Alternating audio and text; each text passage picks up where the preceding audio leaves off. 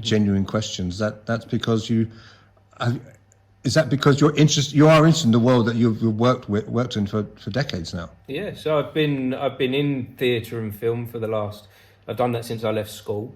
So the last 25 years, I've been doing that. I've been in theatre, and I've got so much personally out of living a creative life that through all the failures that I mentioned at the beginning, it's given me so much value and so much purpose. And I'm actually a very curious person to understand how that's worked for others, or how that hasn't sometimes worked for others.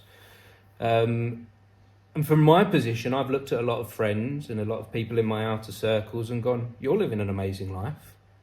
How is that so? How is that possible? And I'm in a position now where I'm sitting down with them and finding out those answers. And we're going into some very deep conversations about that. So initially you started with circles of friends, Harlow-based people, or people with a connection to Harlow, and then you started branching out. Would that be accurate? Yes, then I started reaching out to creatives that I was interested in. So places that, I'm interested in films. So I reached out there was a Romford Film Festival, and I've always loved films. And I reached out to the Romford Film Festival and said, could I come along and speak to some of the people there that made independent films?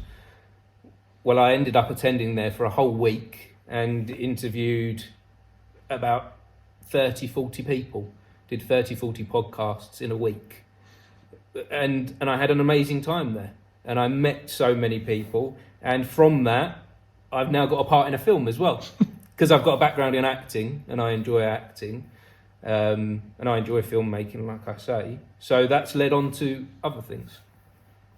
And as you mentioned, going out with it, I saw you on a plane going up to Edinburgh. Yes, we did. We went on the I was there to review for the Edinburgh Reporter, the Edinburgh Festival. But what did you get out of that? I had the time of my life at the Edinburgh Fringe Festival.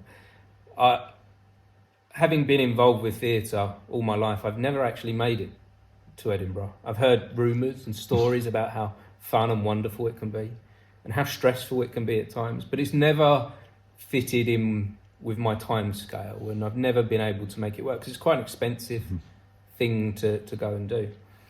But I had this idea about taking the podcast to the Edinburgh Fringe Festival, and so I tried crowdfunding, and I reached out to the people that have been on the podcast already initially, and friends and family, and said, look, I've got this idea.